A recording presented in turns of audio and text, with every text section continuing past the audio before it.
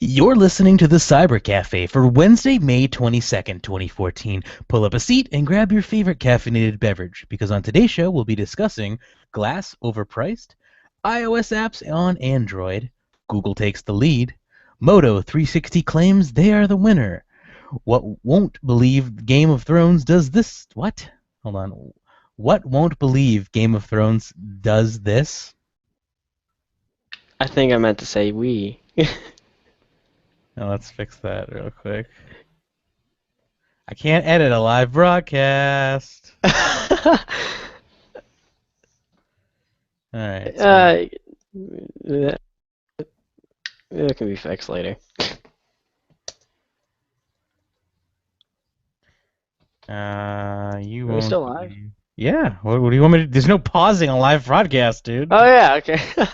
All right, let's actually start. Whoops. I can trim this. You All won't right, believe. You won't believe Game of Thrones does this or did this. still does. Oh, okay. Oh, yeah. He writes it on a DOS. Mhm. Jar Jar Martin. Okay. In three, two, one. You're listening to the Cyber Cafe for Wednesday, May 22nd, 2014. Pull up a seat and grab your favorite caffeinated beverage, because on today's show we'll be discussing glass overpriced, iOS apps on Android, Google takes the lead, Moto 360 claims they are the winner. You won't believe Game of Thrones does this. iPhone 6 phablet now trending, Play and PayPal, WP8 finally gets Blackberry, and the vote that shook the net. Hey everybody, TJ Rocks here. And Gio Panero. How you doing, Gio? I'm doing awesome. Had a great week. Indeed.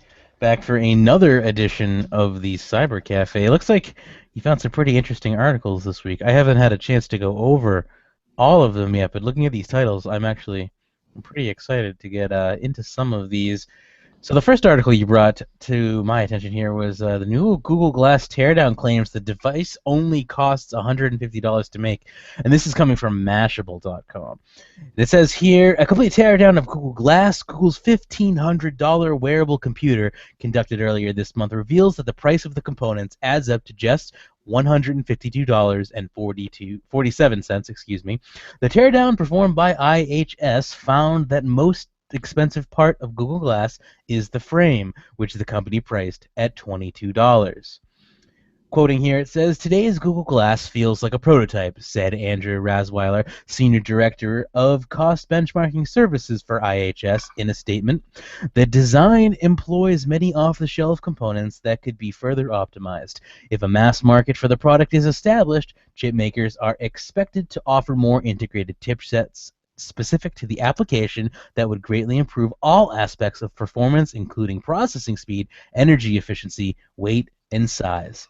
The second most expensive component of glass, according to IHS, is its square lens, made of Taiwan's Himax Technologies, at a cost of $20. A similar teardown of the device was conducted in April by Teardown.com, which came up with a figure of $79.78 for the total cost of the device's components, a figure Google disputed.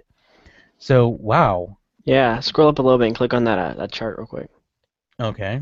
You want to take a look at the chart here? Yeah, So, you can this actually is see that the so price is really low.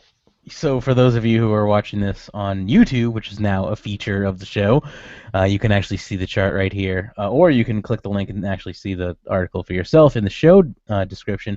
But yeah, so the frame is titanium assumed. We're assuming it's titanium, and that's $22. And then everything else is, this is what I tell people.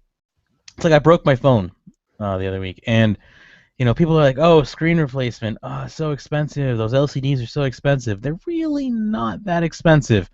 Like the actual LCD panels are like $40, which it still sucks that you have to pay for that. But either way, the fact that Google is jacking the price up to $1,500 tells me that I either they think I think they want it to be like an exclusive beta. I think they only want like certain people to do it, and those I guess are the rich people.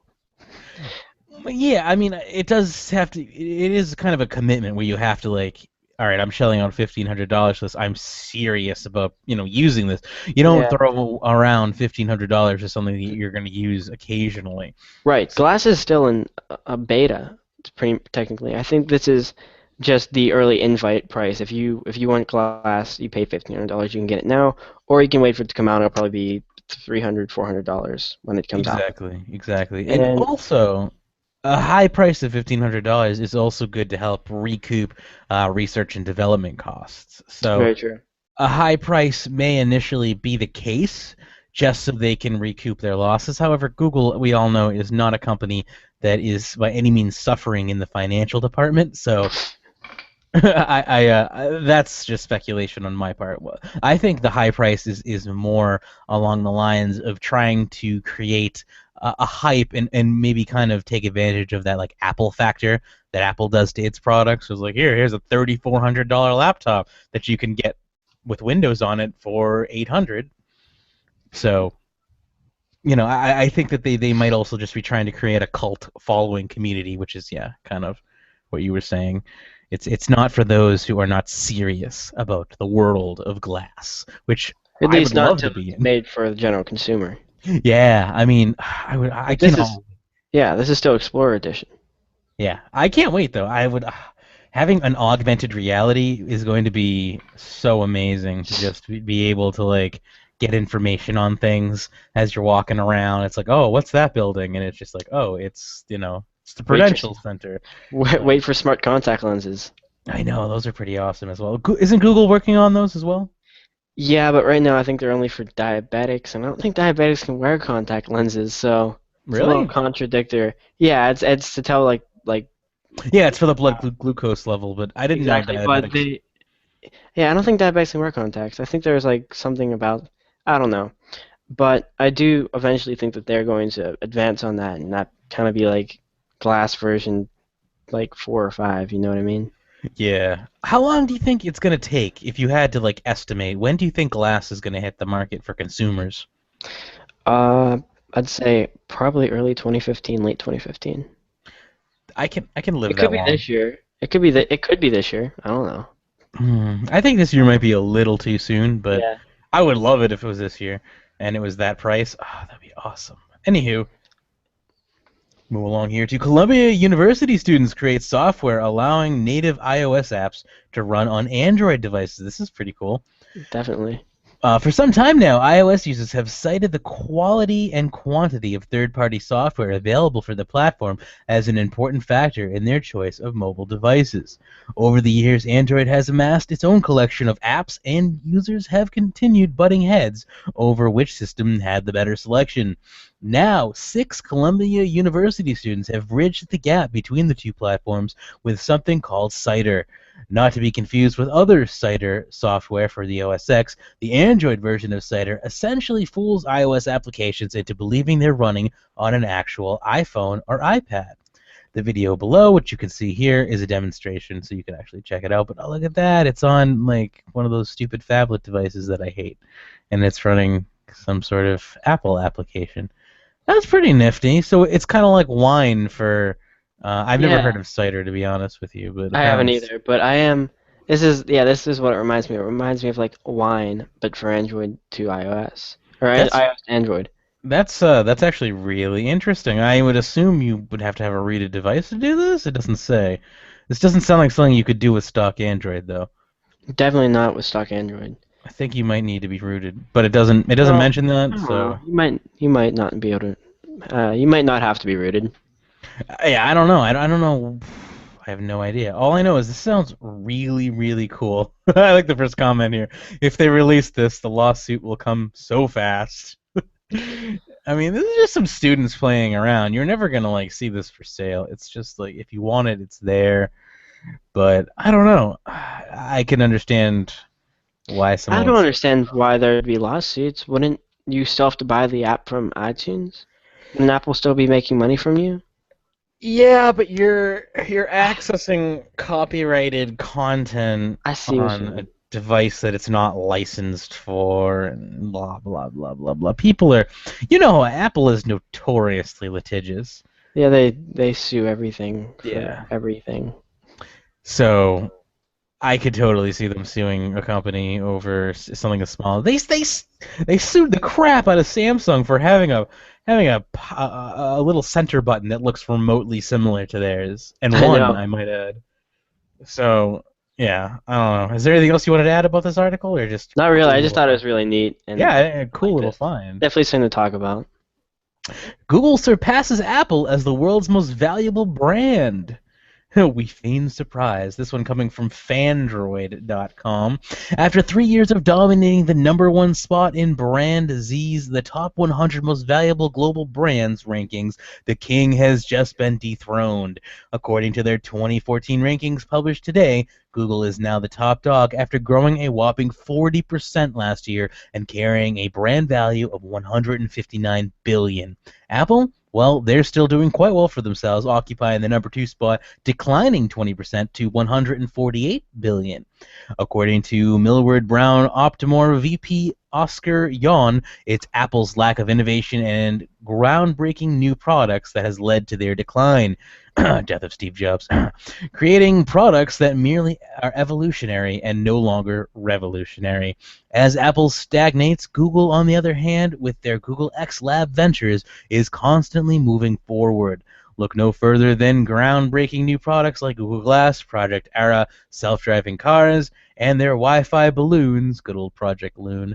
Is there any question how or why Google took over the #1 spot? And here, for those of you who are actually viewing this on YouTube, here is an actual list from 1 to 19. So I actually completely agree with this. This is, of course, according to brands. You really can't value a company brand name. It's not something that's easily done. There's no real. I'm sure they have like an algorithm for it, but according to brands, Google is the #1 brand right now. And I'm gonna take this with a grain of salt because according to this, Marlboro cigarettes is more valuable than Amazon, and yeah, I don't know how I feel about that. yeah. Again, there's no real algorithm for doing this, but I think it has to do with I'm, income. I'm It's to some maybe. degree. Of course, it has to do with income, but it's probably like how known it is, what people like. It's definitely nothing. It's something you can't really measure. But True. brands Brand is loyalty. brands is very popular. They've done this for a while, and they're probably going to they're probably going to continue to do this, and people trust Sure. them. So Sure. So, I mean, it would only make sense for Amazon to start selling cigarettes, and that maybe could bump them into the #9 slot. I'm just being facetious. I just think this is a little ridiculous, but I think Google absolutely deserves the #1 spot as far as yeah, most they're right valuable about company. Apple and Google. Google has been evolving technology a lot, and Apple's kind of Apple hasn't evolved technology-wise no, since not the in a iPhone while. 4S. The Well, 4S was the last major I innovation that Apple made, I in my kind of opinion. I kind of disagree. It might have been the iPhone 3, to be honest. Really? iPhones, yeah, I don't think iPhones have really had any Maybe the spectacular change ever since they came out. maybe the 3GS. The Yeah, 3GS implemented some like MMS technology that I believe was left out of the 3. Because I know picture messaging was a big problem for people with the regular old iPhone 3. I think I could be wrong. I honestly didn't jump on the iPhone bandwagon until the 4S, and I've happily had the 4S for 2 years, and now I'm going back to Android. So that just goes to show you, it was nice for a little while, but there's nothing to get excited about anymore. the other thing I have against Apple is that their products are kind of. I'm not saying like closed source, but you can't do as much with them. They're restrictive. Um, for example, you can do so much more on an Android that isn't rooted than on an iPhone that isn't rooted or True. jailbroken. You are very correct. If you jailbreak your iPhone, you can do a lot with it, but Yeah, you can do pretty much anything with it. But yeah, you're right. As far as like you can't side load apps on an iPhone like you can on an Android phone, and the granularity of control is much more fine on an Android phone than an Apple phone. And I have to be honest with you, I like that a lot about the Apple phone because when I want a phone, I want it to just work. But That being said, Android stability has been, pretty much okay since, probably Android 4 came out. So I'm ready to move back to Android. I started off with Android, I believe 2.0, maybe 1.0, whatever the G1 ran on, which might have been 1.0. I'm not 100% sure about that. So whatever the Google G1 phone ran on. Then I did Android 2.3 for a little while, and then I went to iPhone 4S. And now that Android has kind of worked out the kinks, I'm ready to go back. Because, like, if it's a tablet, I would have no problem having a tablet that was kind of like experimental and whatnot and did some like funky things every now and then. But when I need to make a phone call or I need GPS directions, the last thing I need to do is have my GPS crash on me as I'm going 75 miles per hour down a highway and I have no idea where I'm going, you know? Yeah. So I feel like Android has finally made it back into the realm of being good for everyone. I originally was like, no, Android is just for like kind of like the tech people, but they've done a really good job of making Android kind of work for everyone, and I'm happy to say that because I never really liked giving Apple my money, so that's just my own personal problems. Ooh, look at this picture. The next story we have here is from AndroidHeadlines.com, and it is Motorola claims their 360 smartwatch rises above the other quote-unquote crappy offerings.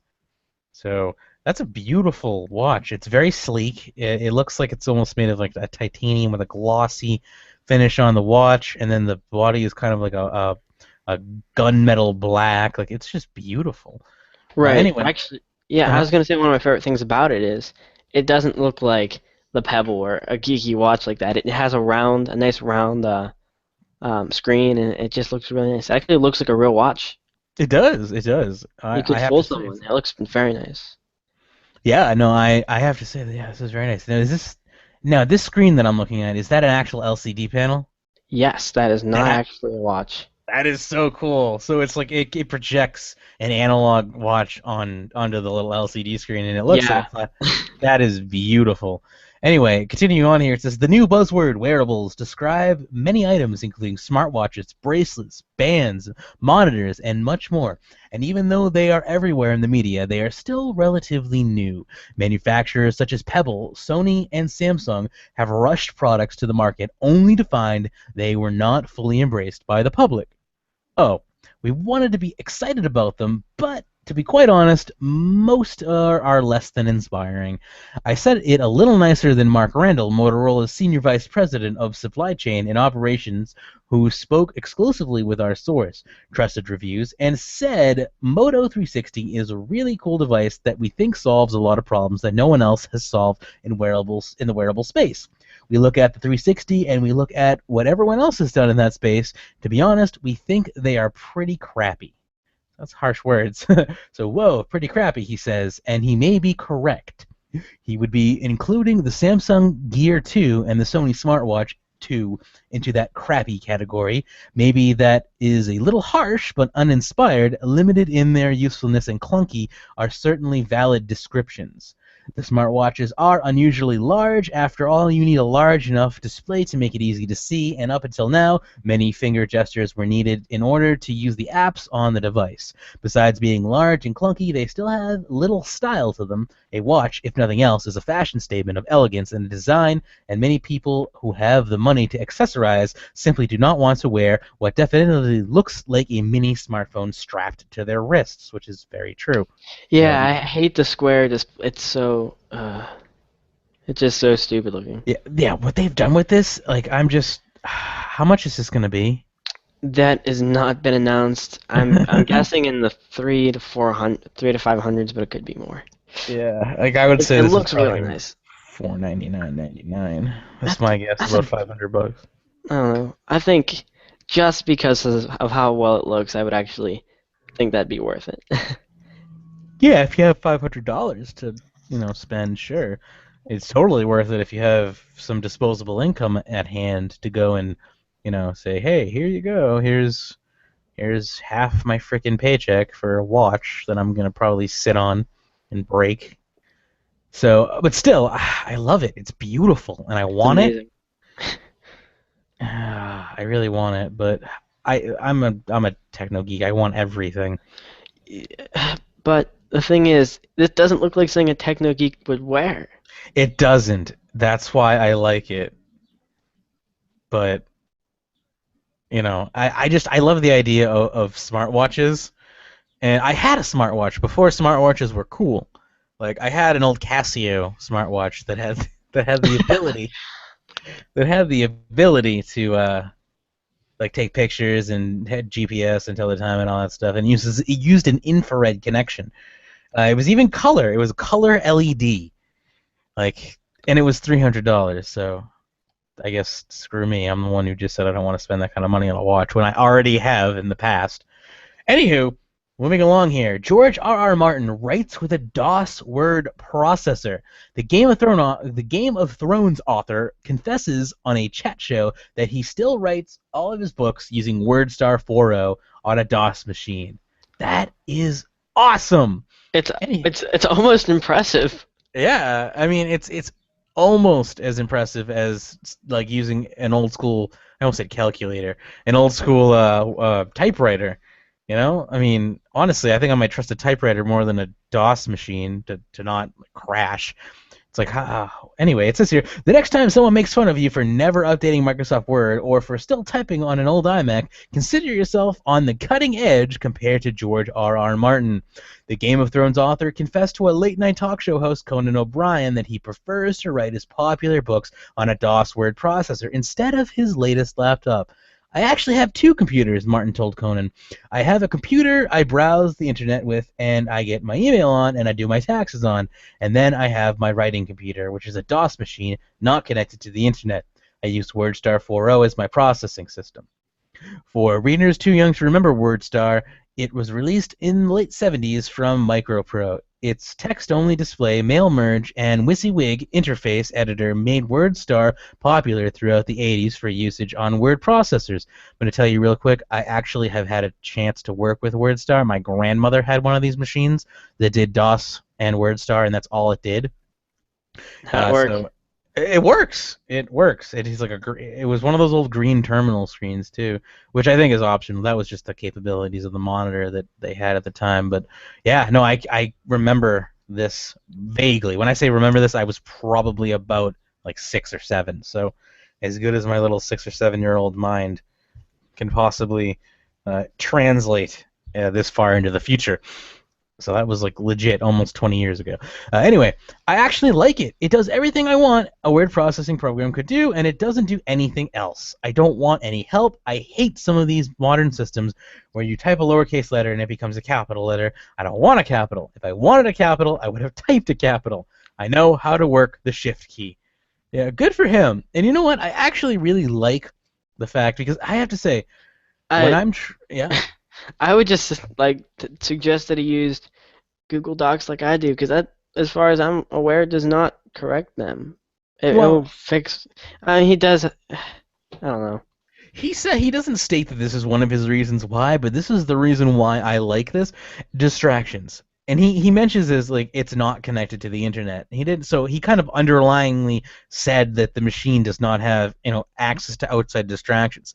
When I'm trying to write an essay or do research for a paper, it is extremely difficult for me to stay on task when I have the entire internet at my disposal. That's why I can never finish a Coursera course. It's because it's like I'm watching a video on Coursera, and then I'm like, oh, I know, my brain starts wandering, and the next thing I know, I'm like reading some like article on Gizmodo or something. Like I can't stay on one way. I have website ADD. I have everything ADD.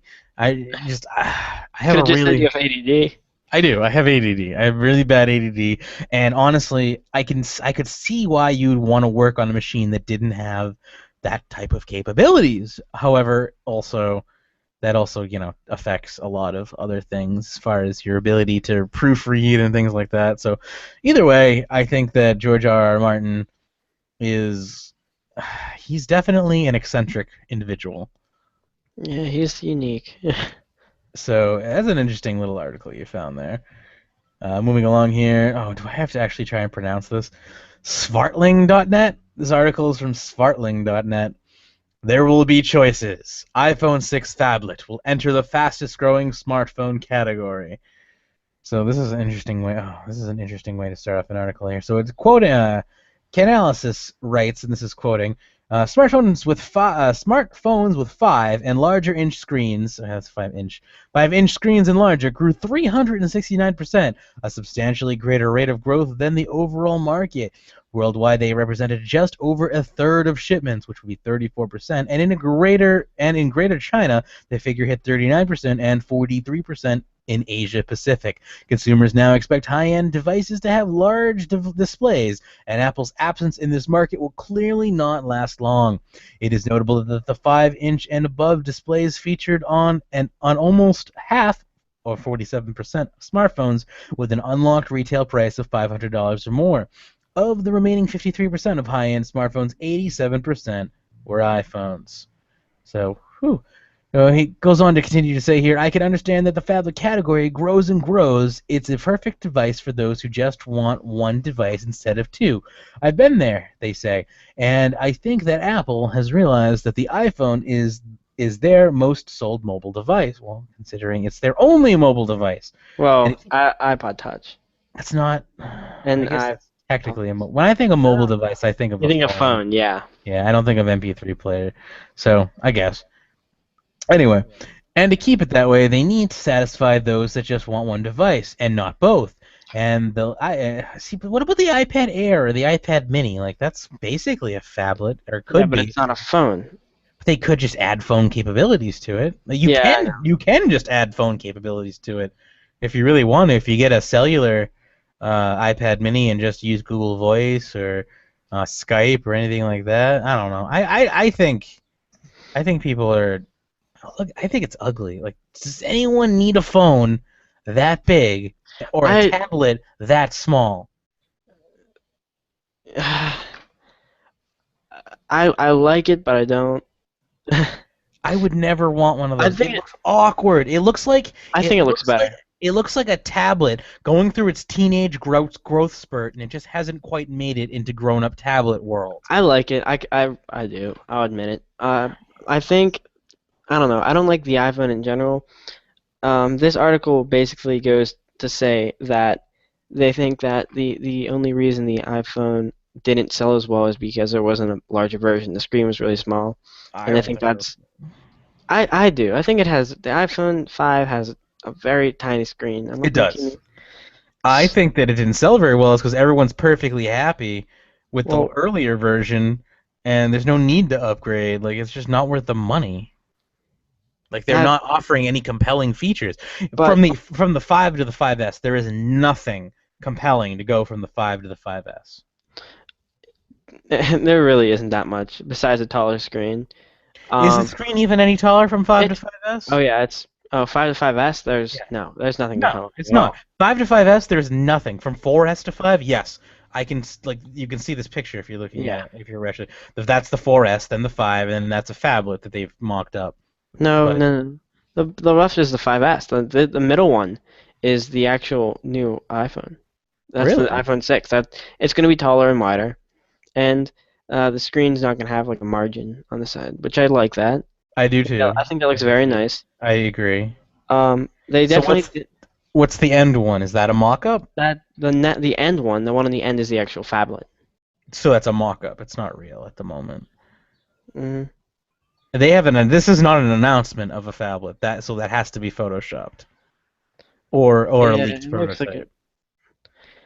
It might be. I don't know. I don't know what Apple's trying to do. This is what I've seen. Not Apple.com.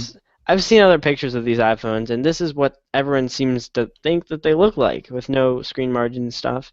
But sure, that's probably what they're going to look like. But Apple has not officially released any images. Yeah, I think you're right. Therefore, this is either a leaked document or it is a Photoshop mock-up of what is likely to be. It might be a Photoshop. I mean, it could be either one. Having a bezel that thin would be really awesome, though. Like, I like either way, not enough to get me to. Well, no, but I do actually think that this will increase.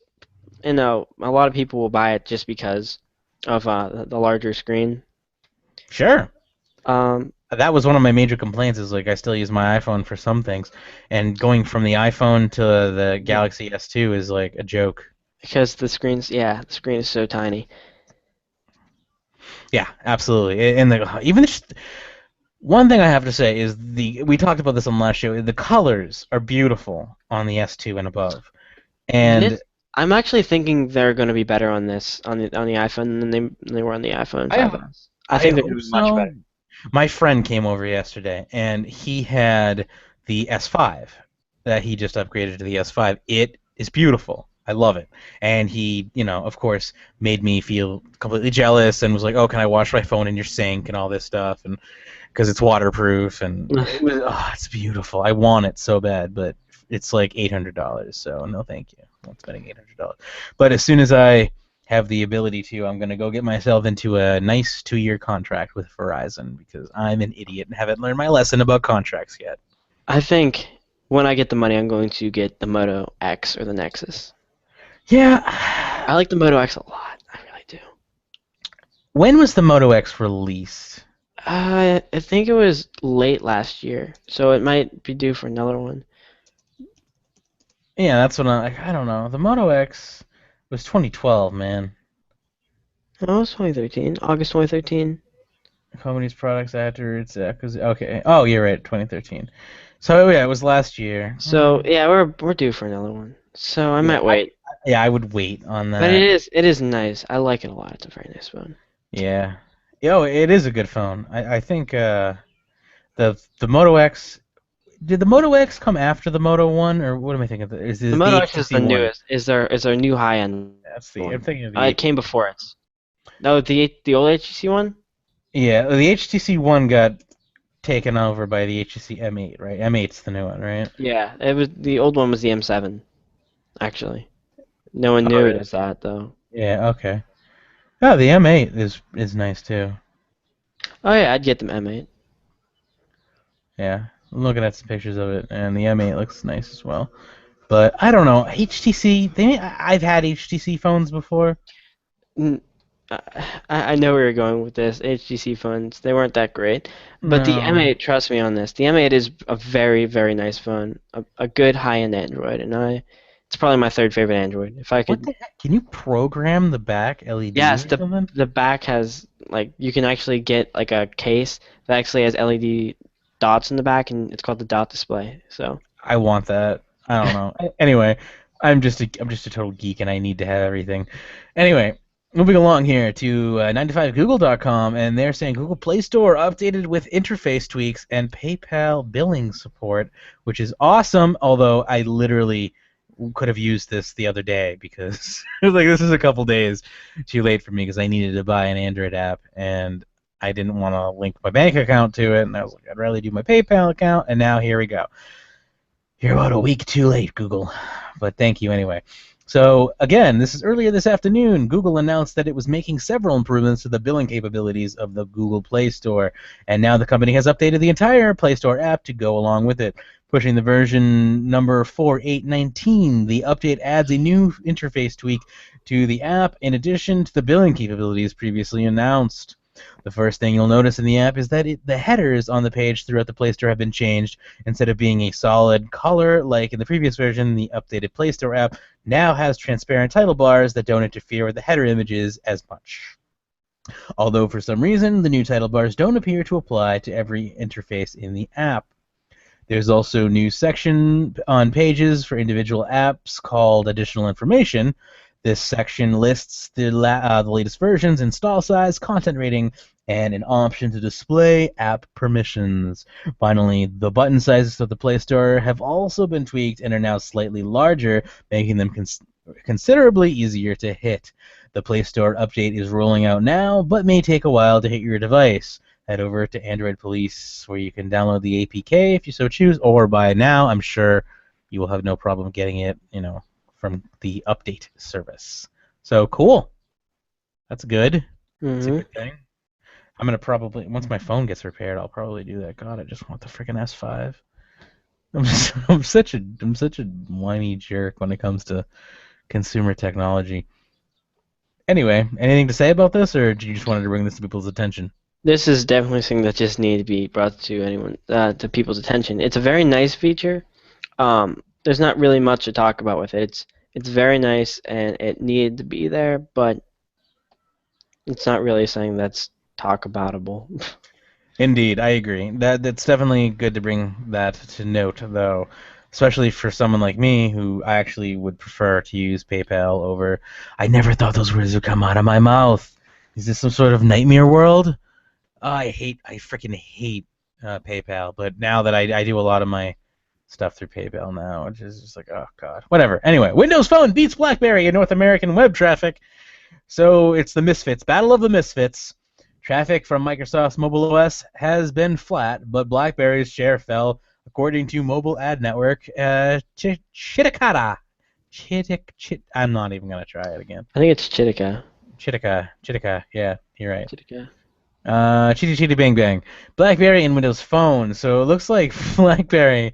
I'm just like in my mind. I'm just picturing two like gimps beating each other up. This is. I think it's funny. It is amusing. They both Windows Phone. And, it's like the runts fighting over the scraps. Right. Both BlackBerry and Windows Phone suck. Windows Phone is doing just as good as they were. They're not getting any better at all, and BlackBerry is falling. But what do you expect? They don't make BlackBerry anymore, do they? No, they do. They do? They do, what? Yeah. So if I wanted a BlackBerry, I could get one. You absolutely could still get a BlackBerry, yeah. That's kind of cool. You can get it with the new operating system and everything that they made that nobody cares about. But Microsoft's Windows Phone mobile operating system has surpassed BlackBerry in yet another market stat. Wow, what an accomplishment. Surveying all recent web traffic generated by smartphone operating systems in North America, Chitika found that Windows Phone finally inched past the dying and bleeding out BlackBerry to earn the number 3 spot behind Apple's iOS and Google's Android operating systems. And we're talking about a far, far behind number 3. From February 1st through April 30th, Windows Phone's share of traffic actually stayed flat at about 1%, but BlackBerry's share dripped from 1% to 0.8%, pushing the phone maker down to 4th place in March, according to Chitika. These web traffic stats follow market share reports from the likes of IDC and Gartner showing Windows Phone shooting past BlackBerry to achieve 3rd place in the global smartphone arena. iOS is still the top dog, according to Chitika, with 53.1% of North American web traffic. 2nd place, Android isn't too far behind with 44.5%. and then there's Windows Phone with 1%. With 1%, yeah. And number 3, that does not. So what we're seeing here is two operating systems, both on life support, and BlackBerry just died a little more, and that's all that happened. Exactly. Because that 0.2% or that 0.3% or 2%, I'm sorry, that 0.2% didn't go to Microsoft. It went to either Android or Apple. All of it too. I think Android Wait, go back up to the chart. This is a pathetic chart. Yep. Look, Windows was losing when that started going down. Windows went down a little tiny you're right, fraction of a. So why do they bother? I don't know. Maybe they want to try to get. It's not like it's too late. It's just that they suck. Yeah. No, it's just honestly, I haven't tried the new Windows mobile phone operating system, and I haven't tried a BlackBerry either. I've tried the new one. Yeah, there's no apps for it. Nobody makes apps for it. Nobody. That's the problem. Who would? Why would you? I couldn't. I actually wanted to get Hangouts. I wanted to see if I could get Hangouts. No, there's absolutely no Google apps on it at all. So besides Google search. So why would it? Go ahead. No, I was just gonna say if you want like Google Docs or if you want Chrome, you can't get that. Oh wow. What? It's probably just Internet Explorer, I'm guessing. Yep. Good old Internet Explorer. Anyway, I don't know. I'm just like why bother is all I can think of in my mind. And the problem is look at this. Who's gonna make an app Be like, yeah, I want to make an app for Windows Phone so I can appeal to the 1%. Yeah, 1% of people who actually have a Windows Phone. I'm gonna make $12. Unless licensing fees were like absolutely free, I would not even bother. Unless, and then like Windows gave you like your own dedicated team or something to like help you build the app, like I know. 24/7 tech support to help you with like bugging, debugging, and whatnot. So, oh I god. think one of the biggest problems is that they force all of the apps to be made in C sharp. I think Really? every Windows app is a C sharp app. Well, that's stupid. Anyway, our final article for the day is the document that could change the internet forever. The FCC has published its full net neutrality proposal, a document that could very well change the internet as we know it. On Thursday, the FCC approved the proposal with a 3-2 vote, opening a period of 120 days of public comments in which anyone, from stakeholders like broadband providers and net neutrality advocates to the average citizen, can weigh in and propose changes to the document. After this period, the FCC will write a final set of rules and vote on them. The entire proposal is embedded below, and the proposed new rules start on page 66. Full disclosure, it's long, dense, and you'll probably want to kill yourself if you attempt to read it. That's just a personal side note of mine. So it's here if you want it in our Yeah, link here. I am absolutely not going to you attempt to. can't. There are two really good organizations that I support a lot that are protesting this. One is Fight for the Future at fightforthefuture.org, and the other is Free Press at freepress.net. So Good to yeah, know. if you Good to want to know. actually sign up for like a petition or donate money to help companies fight this, go ahead. I Cool. support it. Yeah, I haven't read this yet, and I really should read this to know where I actually stand on it. However, I don't know. I'm torn between the fact that a company should have the ability to operate how it, sees fit. However, when you deal with companies along the lines of broadband, the problem is they have these monopoly-like abilities where they don't have to listen to the consumer, and that's where I almost feel like this might actually be a good idea, even though I don't like the idea of government regulation. So I don't know. I just wish everyone could just sign a nice petition that said we promise to not be dicks and screw you over. But You know what? unfortunately, I have another story to talk about. It's not on the list, but let's just talk about it. okay. So, the right to be forgotten. Did you hear about that? No, I haven't. It sounds like something that I can't get off a social network or something. Better. So, in in Europe, basically, someone complained that there was an article online that was um, in, I guess that was against their rights or infringing on their rights or something like that, and they took it up to the courts. And what basically happened was they thought that it'd be a good idea to make Google that they can now force Google to remove options off our results off their search engine. Oh yeah, wasn't that a French thing or something? I think it might have been French, but I think it's in all European countries. I think it's Okay, in Europe in general. I have heard about that. Yeah, just fleetingly though. So I think this is almost hilarious, okay? Because there's two things, okay? One, that content is still on the internet. By deleting it off of Google, this Yeah, it's just not going anywhere. yeah, it's still on the internet. It's just not indexed on Google. Yeah, Um, that's silly. if I were Google, I would just kind of let them. Here's You what I you would can do. here. You can't use Google. All right, fine. Don't use our service. See how well you like it. Enjoy Bing. Yeah, right. Just See Google how they should react to that. Google should just shut down their offices in those countries that Be require like, this yeah, if law. you want us back, take away the law, but you can have Bing until then. Yeah. And I'm sure they would get rid of it because they would miss Google. Let's admit it. They can't go without Google. I don't know. China does fine without Google. Yeah, true, but a lot of the European countries use Google, and they Sure. would end up using Bing, and I don't think people like Bing. No one likes Bing. So, Yeah. No, yeah, no, it's just sad that like stupid laws. I don't understand. Like I get it. To me, that's just like all right. If you put something up on the internet that's stupid, you did that. That's you. That's something you have to live with. We don't get second chances from actions that we've taken. Exactly. Maybe we get to start over, maybe, but you can't take away something you've already done. You'd have to live with it. It's like Yeah, trying to. here's an example that somebody actually posted on Google Plus. They posted a picture of Hitler, okay? And it said, "It was many years ago. Just forget the fact that I killed 8 million Jews. I have the right to be forgotten." Yeah, No, right. you don't have the right to be forgotten, okay? Nobody has the right to be forgotten.